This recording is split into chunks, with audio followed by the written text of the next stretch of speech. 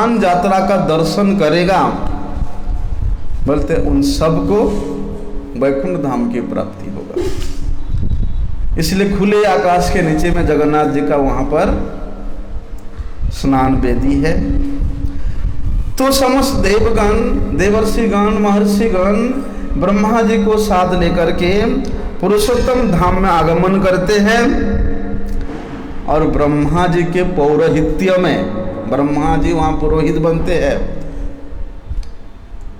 और ब्रह्मा जी पूजा करने के बाद उस मंच में आसीन भगवान जगन्नाथ जी का सबसे पहले देवतागण स्नान कराते हैं। कहते हैं ना, कोई कोई भाग्यवान देखी बारे पारे, कोई कोई से भाग्यवान पुरुष होगा जो इस दृश्य को देख सकता है। जैसे कि विश्वावसु, राजा विश्वावसु भगवान नीलमाधव का संधान प्राप्त करने से पहले उस जंगल में जाकर के वो देखता था कि रोज इतना अद्भुत शंख, करताल, संगीत और इतना स्वर्ग के इतना सुंदर सुगंधित पुष्प, धूप, दीप का समागम हुआ है। तो भगवान जगन्नाथ जी, नीलमाधव जी ने कृपा करके वसुदेव जी को, ये विश्वावसु को दर्शन कराया। बल्कि समस्त देव वृंद प्रत्येक दिन मंगल मुहूर्त में आकर के नीलमाधव जी का नित्य सेवा करते थे। बोलते उसी प्रकार आज के दिन भी समस्त देव वृंद ब्रह्मा जी को साथ लेकर के श्री जगन्नाथ जी का स्नान कराने के लिए आते हैं। और वे स्नान का जल यहाँ से नहीं, बोलते वही स्वर्ग में जो देव गंगा है, जिस देव गंगा के चारों ओर सुगंधित पारिजात पुष्पों का वृक्ष लगा हुआ है, उन पारिजात पुष्पों से उन सोने के कलशों को सजा करके देव गंगा के जल को ला करके सबसे पहले देवताओं ने स्नान कराते हैं। उसके बाद फिर जगन्नाथ जी के सेवकों ने वहाँ पर स्नान कराते हैं। स्नान कराने के बाद समस्त देव वृंद भगवान जगदीश का वंदना करते हैं, स्तुति करते हैं और भगवान के इस प्रकट तिथि का गुणगान करते हैं। बोलते जिस प्रकार वहां पर उस देव वृंद स्वच्छंदता पूर्वक विराजमान होकर के भगवान श्री जगदीश का उस स्नान यात्रा का दर्शन करते हैं, अथवा स्वच्छंद होकर के ना केवल देवता, जितना भी नर नारी गंधर्व मनुष्य चाणर जो कुछ भी है, सब जिस प्रकार से सुंदर रूप से श्री जगन्नाथ जी के स्नान यात्रा का दर्शन कर सके, इसलिए भगवान जगदीश ने महाभागवत महाराज इंद्रद्युम्न को स्नान यात्रा के वेदी का निर्माण करने का निर्देश दिया था। और ऐसा शास्त्रों में वर्णन मिलता है, महाराज इंद्रद्युम्न उस समय जो स्नान का वेदी बनाया था वो ऐसा सीमेंट पत्थर का नहीं था, वो तो बोलते चंद्रकांत मणियों और महामरकत मणियों से सुशोभित स्नान वेदी बनाया था। स्नान करने के पश्चात उन वेदियों को बोलते सुंदर वस्त्रों से आवृत कर दिया जाता था, और जब 1 साल के बाद उस स्नान वेदी उन वस्त्रों के आवृत को हटा दिया जाता था, मानो उन स्नान वेदी से ही असंख्य सूर्य का प्रभा निकलता था। ऐसा बाद में कालक्रम में महाराज इंद्रद्युम्न के द्वारा बनाया हुआ उस सुरम्य अति सुंदर स्नान वेदी खंडित हो गया था, नष्ट प्राय हो गया था। तो बाद में फिर महाराज अनंग भीमदेव ने अभी जो स्नान वेदी है उसको बनाया था। ऐसा तो आज के दिन में जो स्नान होता है जगन्नाथ जी का, पहले उस स्नान वेदी को, उस रंग मंच को, स्नान मंच को बड़े सुंदर रूप से मणियों से, मुक्ता से, हार से, पुष्पों से, पताका से, तोरण से सुंदर रूप से सजाया जाता है। और चंदन मिला हुआ जल से पूरे के पूरे स्नान वेदी के जो जितना भी एरिया है उसको उस चंदन मिश्रित जल से सिक्त किया जाता है। आप देखना बड़दांडा में आज जाओगे तो दूर दूर तक चंदन का खुशबू आता है ऐसा। तो वहाँ पर सुगंधित धूप गंध पुष्प के द्वारा उस संपूर्ण स्नान वेदी को सजाया जाता है। उसके बाद भगवान जगदीश के जो सेवक वृंद है, मंदिर के दक्षिण दिशा में जो कुआं है उस कुआं से स्नान करने का जल ला करके, कितने जल लाते हैं बोलते 108 सोने के बड़ा बड़ा घड़ा है। उस सोने के घड़ा में उस दक्षिण दिशा में स्थित कुएं से जल ला करके सुगंधित द्रव्यों के द्वारा उस जल को सुगंधित किया जाता है। मंत्र उच्चारण करके ओम पावनानि पावनाम, इस प्रकार मंत्र के द्वारा, वेद मंत्र के द्वारा उस जल को सुगंधित किया जाता है। और सुगंधित करते करते, वेद मंत्र उच्चारण करते करते उन सोने के कलशों को उस कुआं से भरा जाता है। मिलते तो शास्त्रीय विधान के अनुसार स्नान का जो अधिवास होता है वो भगवान का श्री मंदिर के अंदर ही किया जाता है। आज स्नान यात्रा है तो इस दिन, आज के एक दिन पहले अधिवास, स्नान अधिवास का जितना भी उसका विधान है उन सब विधानों को भगवान जगदीश के सेवकों ने उसके मंदिर के अंदर ही सब करते हैं। उसके बाद दूसरे दिन बलिदान करके भगवान जगन्नाथ जी का, बलदेव जी का, सुभद्रा जी का और सुदर्शन जी को ये स्नान मंच पर लाने के लिए संपूर्ण व्यवस्था किया जाता है। बोलते उस समय जो जगन्नाथ जी का सेवा को बड़े निष्कपट के साथ करता था तो राजा ने उन सेवकों को एक विशेष सम्मान प्रदान किया था, एक प्रशंसा पत्र प्रदान किया था। इसलिए वो प्रशंसा पत्र प्राप्त किए हुए सेवकों ने जब भगवान जगन्नाथ जी का पहुंडी विजय होता है वे सब चामर और ताल के पंखा भगवान जगन्नाथ जी को डुलाते हैं। उस स्थान पर जाकर जहाँ तक जगन्नाथ जी स्नान वेदी तक पहुँचते वहाँ तक वे संपूर्ण रास्ते में उस मोर पंखा में, चामर में, ताल पंखे में जगन्नाथ जी को हवा करते हैं। बोलते भगवान जगन्नाथ जी को अपनी रत्न सिंहासन से उतार करके स्नान वेदी की ओर ले जाते समय किसी प्रकार का कोई असुविधा ना हो, कोई व्यवधान ना हो, इसलिए सबक लोग क्या करते हैं, भगवान जगन्नाथ जी के संपूर्ण शरीर को रेशम के वस्त्रों से आवृत करते हैं। और देखा ना जगन्नाथ जी का रथ यात्रा के समय में भगवान जगन्नाथ ऐसे डोल डोल के जाते हैं, है ना। बोलते रेशम का वस्त्र पगड़ी के रूप में सबकों ने जगन्नाथ जी के सिर पे बांधते हैं, तो उस पगड़ी को ऐसे ऐसे हिलाते रहते हैं। इसलिए जगन्नाथ जी भी ऐसे ऐसे नृत्य करते करते वहां पहुंचते हैं।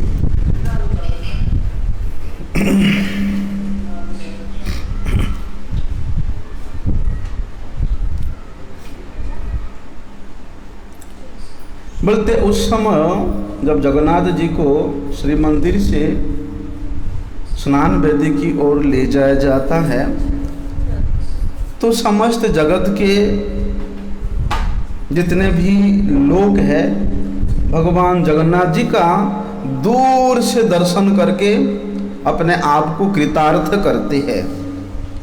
और ऐसा लगता है जगन्नाथ जी को अपने भक्तों का दर्शन करके या भक्त लोग जगन्नाथ जी का दर्शन करके दोनों के मध्य में जो एक भक्त और भगवान के प्रेम का संबंध है, भगवान उसी से अपने भक्तों का दर्शन करके प्रसन्न होते हैं और भक्त तो भगवान का दर्शन करके नित्य प्रसन्न होता ही है।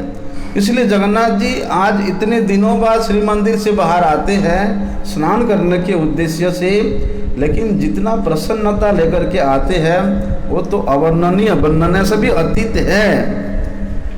इसलिए बोलते स्वर्गवासी देवगण भी मन मन सोचते हैं कि देखो इस धरातल, इस पृथ्वी के जो मनुष्य है इनका कितना सौभाग्य है कि इनको दर्शन देने के लिए भगवान जगदीश स्वयं आज मंदिर से बाहर आ रहे हैं। और देवतागण भी इस सुजोग को हाथ से जाने नहीं देते, वे भी आकर के भगवान जगन्नाथ जी का, श्रीपति का, श्री राम कृष्ण का जय जयकार ध्वनि के साथ वहाँ पर स्तुति करते हैं। जब जगन्नाथ जी रथ में होते हैं रथ यात्रा के समय में, देखना जगन्नाथ जी के जितने सेवक लोग हैं सब स्तुति करती है। कदाचित कालिंदी तट विपिन संगीत तरलो, ये वाला स्तुति करते हैं। तो जितने सेवक गण स्तुति तो कर रहे हैं, जोर जोर से कर रहे हैं, बोलते उनकी स्तुति के साथ जितने भी वहाँ पर सेवक लोग हैं उनका तो आवाज़ है ही, उससे भी उनका स्तुति का आवाज़ और कई गुना अधिक होता है।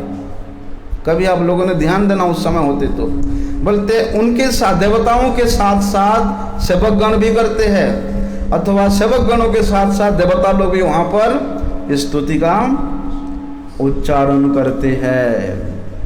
इसलिए आज जैसे ही देवताओं ने प्रारंभ किया जय जयकार का घोष, तो संपूर्ण बड़दांड आज भगवान राम कृष्ण के जयकार से गुंजायमान हो रहा है। बोलते इस भांति लीला के साथ भगवान जगन्नाथ जी का जन्म आज ज्येष्ठी पूर्णिमा के अवसर पर स्नान वेदी में जगन्नाथ जी का शुभ आगमन होता है। क्योंकि भगवान जगन्नाथ जी स्वयं स्वयंभुव मनु को कहते हैं कि सत्य, त्रेता, द्वापर और कली, इन 4 युगों से युग तो जो द्वितीय अंश है और सत्ययुग के भगवान के दर्शन प्रद इस प्रथम अंश में स्वयंभुव मनु के यज्ञ से प्रसन्न होकर के भगवान जगदीश का उस सत्ययुग से ही प्रकट हो गए थे। तो आज जो भगवान जी का स्नान यात्रा या ये प्रकट का उत्सव मनाया जाता है, वे कहाँ प्रकट हुए थे? सत्ययुग में ही प्रकट हुए थे। ये तो भगवान का लीला है कि द्वापर युग में भगवान जो है इस प्रकार का वृंदावन के लीला को श्रवण करके तीनों भाई बहन इस प्रकार मूर्ति के रूप में वहाँ स्थित हो गए। लेकिन भगवान जगन्नाथ जी का इस प्रकार के जो रूप है ये तो सत्ययुग से ही प्रकट है। ये बड़े ही रहस्य की बात है। भविष्य पुराण में या कलिसंतरण उपनिषद में या स्कंद पुराण विशेष रूप से भगवान जगन्नाथ जी का सत्ययुग में प्रकट होने का वर्णन मिलता है। तो ये ज्येष्ठ पूर्णिमा के दिन में जगन्नाथ जी सत्ययुग में अवतरित हुए थे। और यहाँ पर महाराज इंद्रद्युम्न के पत्नी गुंडीचा देवी के जो वहाँ पर मंदिर है, गुंडीचा मंदिर में, वहीं पर भी जगन्नाथ जी ने ये ज्येष्ठी पूर्णिमा के दिन ही प्रकट हुए थे। ऐसा इसलिए अपने उस प्रकट स्थान को, उस गुंडीचा मंदिर को, उस वृंदावन को दर्शन करने के लिए भगवान अत्यधिक उल्लासित होकर के यहाँ स्नान कर रहे हैं और इतना प्रफुल्लित है कि स्नान करेंगे। स्नान के बाद भगवान 15 दिन अनवसर काल में जाते हैं। अनवसर मतलब उस समय भगवान ऐसे अभिनय करते हैं कि भैया देखो, जब तक हम वहाँ पर नहीं जाएंगे, कहाँ पर? वृंदावन में, श्री गुंडीचा में जब तक नहीं जाएंगे तब तक हम किसी को दर्शन नहीं देंगे। जिस दिन वहाँ जाने का सब तैयारी होगा, उसी दिन हम दर्शन देंगे। इसलिए भगवान नाराज होकर के ऐसा लीला करते हैं, क्योंकि लक्ष्मी देवी मना करती है, नहीं नहीं, आप इस वैकुंठ को छोड़ करके, इस नीलाचल को छोड़ करके आप वृंदावन में नहीं जाएंगे। पता नहीं वहाँ के गोप गोपीगण आपको कौन सी प्रेम में बांध के रखे हैं, आप वहाँ जाने से वहीं का हो जाते हो, इसलिए आप इस वैकुंठ को छोड़ करके वहाँ नहीं जाएंगे। तो भगवान इस प्रकार का लीला करते हैं कि ठीक है, अगर हमको जाने नहीं दोगे तो हम यहीं से बाहर ही नहीं जाएंगे। तो भगवान 15 दिन तक वहाँ अपने को बुखार होने का, ज्वर होने का लीला करते हैं। तब जाके उनको मना करके तैयार करते हैं लक्ष्मी देवी और उनके जितने भी सखी गण है कि ठीक है भगवान, चिंता मत करो, आपके जाने का तैयारी हो रहा है, अर्थात रथ की तैयारी हो रहा है। देखो ना, वहाँ पर जब भगवान जगन्नाथ जी चले जाते हैं, वहाँ से आने को मन नहीं करते, उनका मन नहीं करता आने को, तो लक्ष्मी देवी पहुँच जाती है वहाँ पर अपना समस्त गणों को लेकर के, और जितना हुड़दंग मचाती है पूछो मत। ऐसा। तो आज ज्येष्ठी पूर्णिमा के दिन ही भगवान जी वहाँ पर गुंडीचा मंदिर में भी प्रकट हुए थे, इसलिए आज के दिन वही दिन है, बड़ा पुण्यशाली दिन है कि भगवान जगन्नाथ जी का जन्मदिन ही है, पुण्य जन्मदिन है। बोलते उन्हीं भगवान जगदीश के आज्ञा के अनुसार ही उसी दिन जगन्नाथ जी का ये महास्नान विधान करना पड़ता है। स्नान वेदी के ऊपर जगन्नाथ जी को अधिष्ठित करके स्वयं जगन्नाथ जी ही ये निर्देश दिए हैं, तो वहाँ महास्नान किया होता है। तो महाराज इंद्रद्युम्न वे तो परम भक्त है, वे तो महाभागवत है। बोलते जगन्नाथ जी के उस विधान के अनुसार ही जगन्नाथ जी का ये जन्म तिथि, ये ज्येष्ठी पूर्णिमा को स्नान यात्रा के रूप में महोत्सव करते करते आए हैं, अभी भी हो रहा है। तो भगवान जगन्नाथ जी ने इंद्रद्युम्न महाराज को कहा था, बोलते सागर के किनारे में जो अक्षय वट है, उस अक्षय वट के उत्तर में सर्वतीर्थमय एक कूप विराजमान है। उस कूप में ये संसार के जितने भी तीर्थ हैं, उन समस्त तीर्थ आके उस कूप में विराजमान है। देखो ना, जब विद्यापति वहाँ गया था दर्शन करने के लिए, नीलमाधव जी का संधान करने के लिए, तो विद्यापति देखते हैं कि उस आम के डाली से जो कौवा बैठा था, बाई चांस अनबैलेंस होकर के वे कौवा वो पेड़ के नीचे जो एक कुआं था उसमें गिर गया। उसमें गिरते ही वहाँ से वो एक दिव्य पुरुष के रूप में प्रकट होकर के सीधे भगवान के वैकुंठ को चला गया। बोलते वही दिव्य कुआं यहाँ पर, बोलते वही अक्षय वट भी पहले वहीं पर था और ये दिव्य कुआं भी पहले वहीं पर था। जगन्नाथ जी की इच्छा के अनुसार सब यहाँ पर आकर के विराजमान हुआ, इसलिए समस्त तीर्थ जो है उस कुआं में विराजमान है। तो महाराज इंद्रद्युम्न को आदेश देते हैं कि देखो वो जो कुआं है वो अभी रेत से ढक गया है, इसलिए मेरे स्नान कराने से पहले उस कुआं को तुम खोज के निकालो, उस कुआं का संस्कार करो, तब जाके महाराज इंद्रद्युम्न बोलते हैं उस कुएं को संस्कार कराया। और कुआं का जब संस्कार कराया था उस समय भी महामहोत्सव हुआ था। बोलते असंख्य नर नारी उस कुएं के संस्कार के समय में उसका दर्शन करने के लिए आए थे।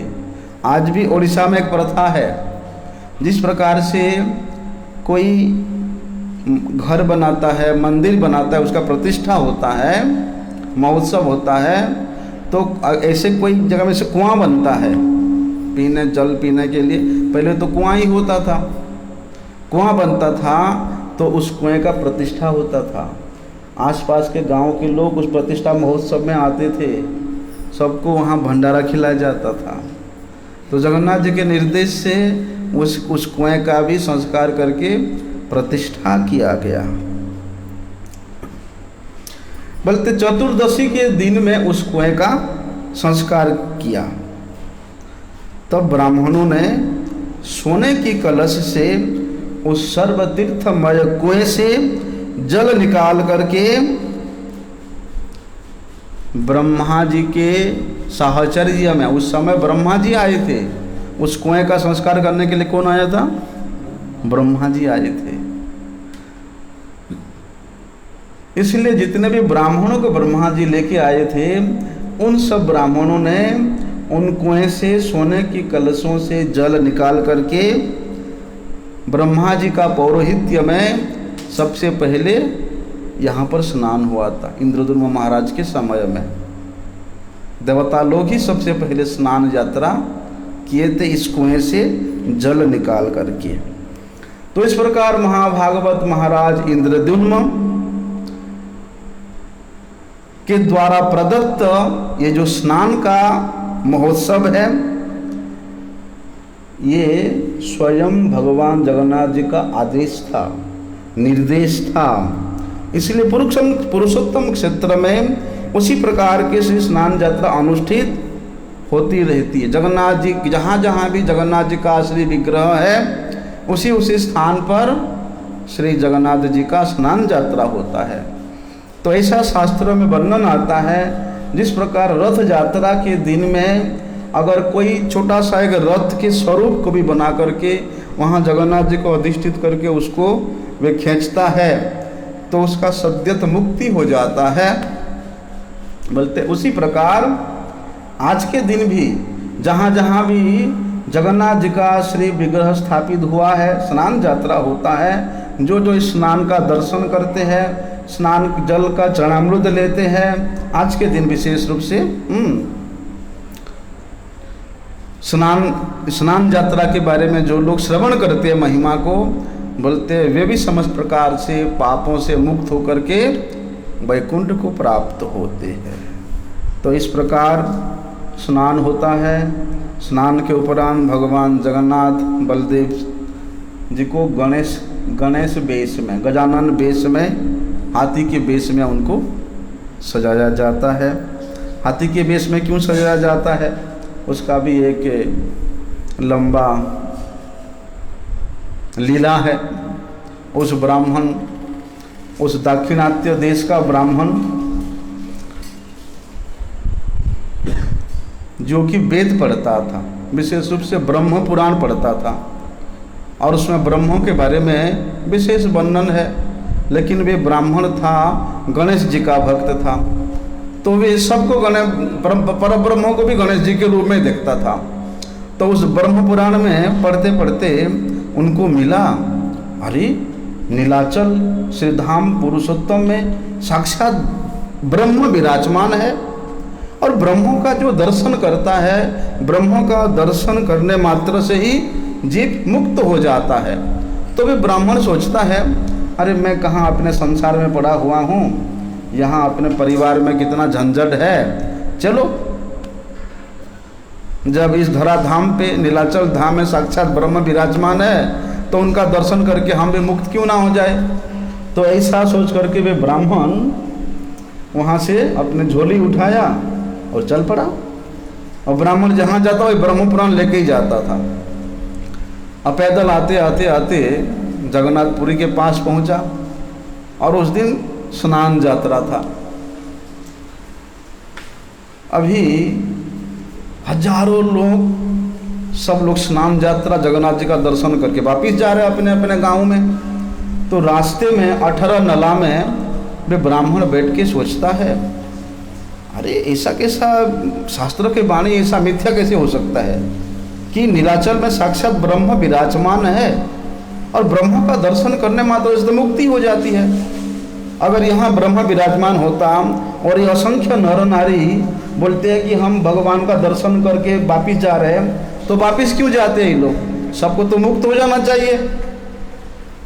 तो वहाँ 18 नला में बैठ करके ब्राह्मण फिर ब्रह्म पुराण को निकालता है, फिर देखता है अरे इसमें तो सही लिखा हुआ है कि मुक्ति मिल जाता है, फिर ये सब लोग क्यों वापिस जा रहे हैं? तो उस ब्राह्मण के मन में शंका हो गया, शायद यहाँ पर ब्रह्म विराजमान नहीं है। जब ब्रह्मा नहीं तो मैं क्यों जाऊँ भैया? तो वहीं से वापिस जाने के लिए तैयारी चल रहा था ब्राह्मण का। इतनी में भगवान जगन्नाथ जी एक बूढ़े ब्राह्मण के वेश में वहाँ प्रकट हो गए और बोलते हैं, ब्राह्मण देव आप किस उद्देश्य से आए थे और किस उद्देश्य से वापिस जा रहे हो? हैं? तो उस ब्राह्मण वेशधारी भगवान जगन्नाथ जी को वो ब्राह्मण कहता है, हमने तो भैया ऐसे ऐसे शास्त्र में पढ़ा था कि यहाँ साक्षात ब्रह्म विराजमान है, लेकिन उस ब्रह्म का दर्शन करके तो मुक्ति मिल जाता है, और ये समस्त लोग तो वापिस चले जा रहे, घर जैसे आए थे वैसे चले जा रहे, तो यहाँ फिर काहे को ब्रह्म है? तो वे जगन्नाथ भगवान जो कि ब्राह्मण वेश में आए हैं वो बोलते हैं, नहीं नहीं, यहाँ साक्षात ब्रह्म विराजमान है। सब लोग तो मुक्ति का आशा लेकर के नहीं आता है, कई लोग भुक्ति का आशा लेकर के आता है, कोई लोग भक्ति का आशा लेकर के आता है, कोई लोग मुक्ति का आशा लेकर के आता है। किसी के मन में अनेक प्रकार के नाना प्रकार के आशा इच्छा वांछा है, तो जिसका जो वांछा है वही लेकर के जा रहा है। अगर तुम्हारे मन में मुक्ति का इच्छा है तो तुम जाओ, तुमको जो इच्छा वही मिलेगा, क्योंकि भगवान जगन्नाथ जी तो वांछा कल्पतरु है, जाओ उनके पास जाओ। तब उस ब्राह्मण जगन्नाथ भगवान का बात सुन करके जाने के लिए तैयार हुआ। धीरे धीरे आकर के बड़दांड में श्री जगन्नाथ जी के मंदिर के सामने में वे ब्राह्मण पहुंचता है, देखता है सामने स्नान वेदी में जगन्नाथ जी विराजमान है, लेकिन जगन्नाथ जी को देख करके वे ब्राह्मण प्रणाम नहीं करता है, बार बार देखता है। अरे जगन्नाथ जी तो ब्रह्म का जो रूप है वो तो गजानन जैसा ही है, क्योंकि वे गणेश जी का भक्त है, जहाँ जहाँ वे देखते हैं उनको गजानन ही दिखते हैं, तो ये तो ब्रह्म नहीं हो सकता। मैं जिस ब्रह्म के बारे में जानता हूँ या जिस ब्रह्म में मेरा श्रद्धा है वो तो गजानन भगवान है, हैं? तो वहाँ से बिना प्रणाम करके वो फिर वापस जाने के लिए तैयार हुआ। तब जगन्नाथ जी ने अपना एक सेवक को भेजा कि जाओ इसको उसका कांड कर दो। तब वो सेवक आकर के उस ब्राह्मण को कहता है, ब्राह्मण देव आप आए, दर्शन किए कि नहीं किए, प्रणाम किए कि नहीं किए, ऐसे क्यों जा रहे? तो फिर अपने मन की बात बताता है, नहीं ब्रह्म का रूप तो गजानन जैसा ही है, गणेश जैसा ही है, हैं? ये तो पता नहीं इतना बड़ा बड़ा आँख है, ऐसे ऐसे हाथ है, पता नहीं ब्रह्म है कि नहीं। वो ब्राह्मण ऐसा बोलता है। तो भगवान जगन्नाथ जी उस ब्राह्मण के मन के बात को समझ गए, और वहीं पर स्नान तो हो गया था, साक्षात जगन्नाथ जी गजानन वेश में प्रकट हो गए। अभी गजानन भगवान का दर्शन करके उस ब्राह्मण साक्षात मुक्ति को प्राप्त किया। इसलिए आज के दिन में स्नान के उपरांत भगवान जगन्नाथ जी का और बलदेव जी का बोलते हैं गणेश वेश, हस्ती वेश में उनका श्रृंगार होता है। तो महाभागवत महाराज इंद्रद्युम्न को क्या आदेश था कि ये स्नान, ये महास्नान कराने के 15 दिन तक भगवान जगन्नाथ जी किसी को दर्शन नहीं देंगे।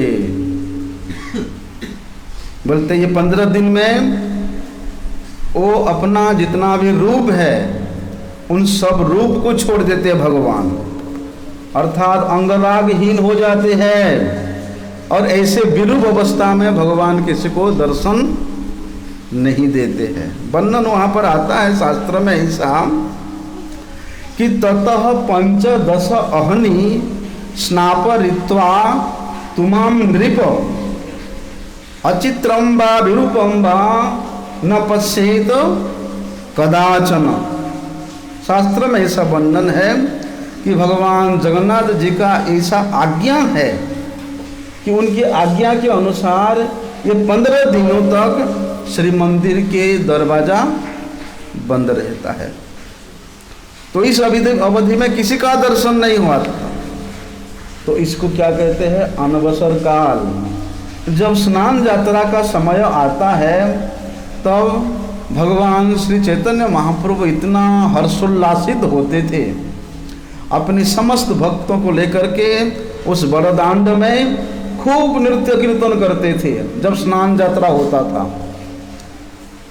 और ऐसा नृत्य कीर्तन होता था कि जगन्नाथ जी का स्नान यात्रा देखने वाले कम और श्रीमन महाप्रभु जी अपने गणों के साथ नृत्य कीर्तन देखने के लिए सब भीड़ यहाँ एकत्रित हुआ है।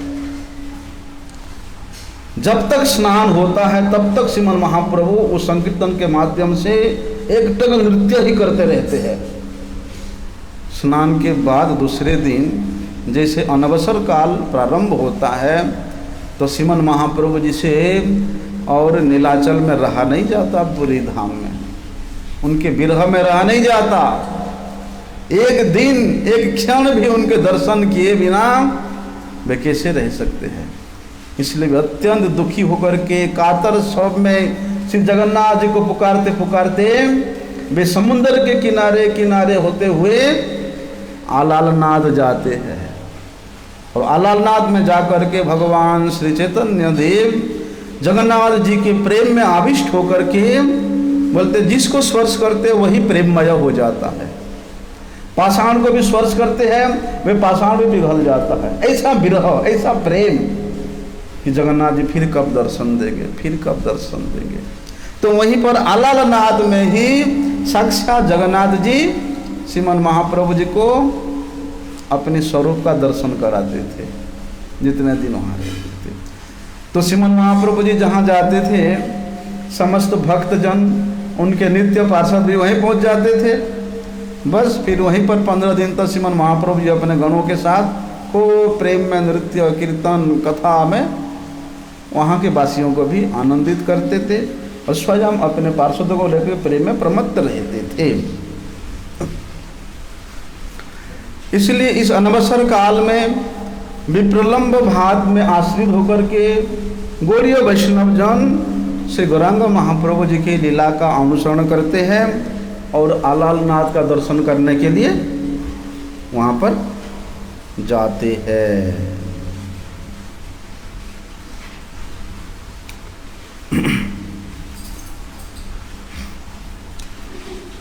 तो वहाँ पर जगमोहन के पास में खट शेष गृह है। जगन्नाथ मंदिर के अंदर में एक खट शेष गृह नाम के एक घर है, उसको तिरोधान गृह कहते हैं, निरोधन गृह कहते हैं। तो उस निरोधन गृह में सिंहासन में विराजमान नहीं होते जगन्नाथ जी। आपने देखा होगा जगन्नाथ मंदिर के अंदर जाने देते, मंदिर के अंदर ही ऐसे साइड में जाकर के एक कमरा है, उसके ऊपर में जाने से ऊपर इधर से सीढ़ी है, वहाँ पर जगन्नाथ जी का सब सोने का आभूषण है। जैसे कभी दर्शन कराते ना जगन्नाथ जी का चरण, हाथ, मुकुट जब सोना बेस होता है वहीं रखते हैं। और उसके नीचे में एक कक्ष है, उसको निरोधान गृह कहते हैं। तो जगन्नाथ जी यहाँ स्नान करने के बाद उस निरोधन कक्ष में जाकर के एक पक्ष तक अर्थात 15 दिन तक वहीं पर अवस्थान करते हैं। तो स्नान यात्रा के समय में भगवान जगदीश जगन्नाथ देव जी का जो नर लीला के माधुर्य प्रकट होता है, नर लीला का माधुर्य यही है। जैसे मनुष्य अत्यधिक स्नान कर लेता है तो उसको बुखार हो जाता है, फिर दवाइयाँ चलता है, उसके फिर बुखार के अनुसार उसके भोजन की सामग्री चलता है। तो भगवान जगन्नाथ जी भी नर लीला के मापी वहाँ लीला कर रहे हैं, नर लीला के मापी माधुर्य का आस्वादन कर रहे हैं और अपने भक्तों को आस्वादन करा रहे हैं। इसलिए भगवान को वहाँ ज्वर हो जाता है, बुखार हो जाता है। अभी जगन्नाथ जी को बुखार हुआ, जितने भी बड़े बड़े वैद्य है राजा का हैं, वो सब वैद्य आकर के जगन्नाथ जी की सेवा में लगाते हैं। कोई मीठे वाला चूरन बना रहा है, कोई खट्टे वाला चूरन, कोई नमकीन वाला चूरन बना रहा है, हैं? इस प्रकार भगवान जगन्नाथ जी का वहाँ पर 15 दिन तक चिकित्सा होता है। विशेष रूप से यह अनवसर काल में प्रत्येक दिन भगवान जगन्नाथ जी को अच्छा अच्छा मिठाई भोग लगता है। बड़ी सुंदर सुंदर मिठाई भोग दिया जाता है। और जगन्नाथ देव जी का स्नान यात्रा स्नान मंच के बाहर में इसलिए इतना ऊंचाई पर जगन्नाथ जी को स्थापित किया जाता है कि जगन्नाथ जी इतना ऊंचाई में स्थापित होते हैं तो बड़दांड में जितने भी लोग हैं, क्योंकि वहाँ का जो राजपद कितना प्रशस्त है, कितना विशाल है, तो जो भी यात्री आता है जगन्नाथ जी का दर्शन कर पाता है और अपने आप को कृतार्थ करता है। इसलिए जगन्नाथ जी ने महाराज इंद्रद्युम्न को निर्देश दिया था कि हमारा जो स्नान वेदी बनेगा व्यर्थ नहीं जाएगा, अर्थात सबको ही हमारा दर्शन होगा। ऐसे जगह में, ऐसे ऊंचा स्थान में स्नान वेदी बनाना।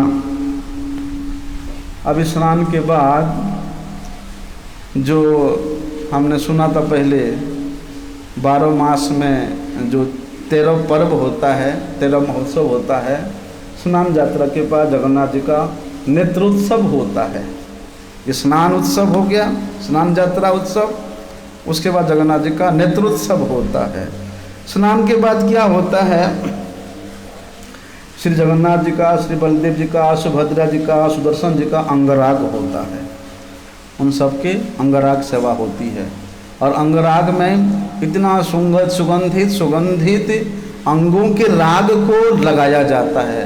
जैसे वृंदावन में भगवान श्री कृष्ण अपनी सखाओं के साथ में जब गोचार लीला करने के लिए जाते थे, वहीं से तो मैया सबको एकदम सजा गुजा के एकदम टकाटक करके भेजती थी वन में।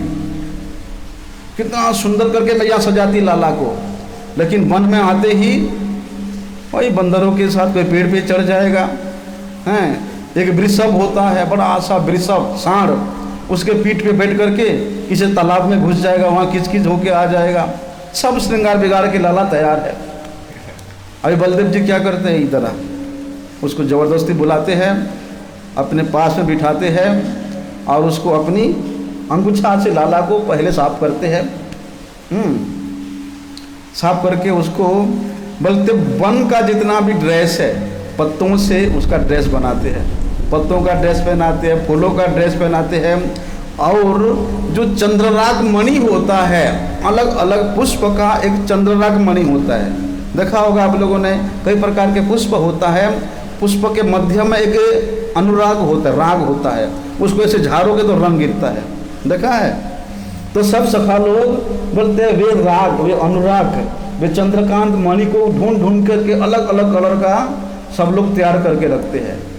तो कोई सखा इसके यहाँ पर अंगराग कर रहा है, कोई यहाँ, कोई वहाँ, कोई वहाँ, पूरे शरीर में लाला का अंगराग किया जाता है। बोलते इसी प्रकार जगन्नाथ जी को ये 15 दिन तक उनके अंतरंग सेवकों ने अंगराग करते हैं।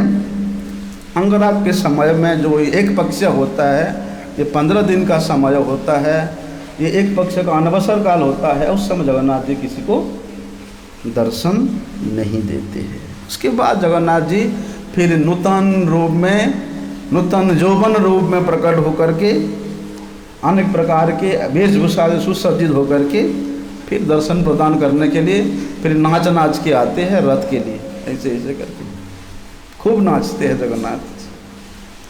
तो ऐसा आज जगन्नाथ जी का स्नान यात्रा महामहोत्सव है।